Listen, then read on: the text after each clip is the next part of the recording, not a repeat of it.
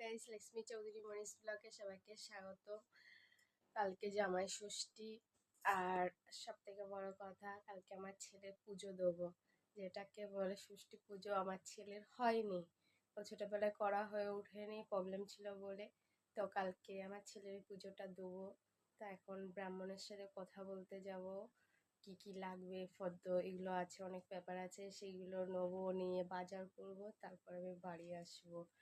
আর কিছু লোক বলছো এত ভগবানের ভিডিও ছাড়ছি, ফটো দিচ্ছি, তো কিছুই না। আমার যখন মন মেজাজ খুব খারাপ থাকে তখন আমি ঠাকুর, নেগেটিভ চিন্তা দূর করতে ঠাকুরকেই স্মরণ করি।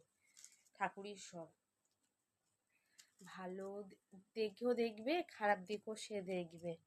যে যেমন কর্ম করবে সে সেরকম তো ডিপেন্ড করবেই। বাট যতটা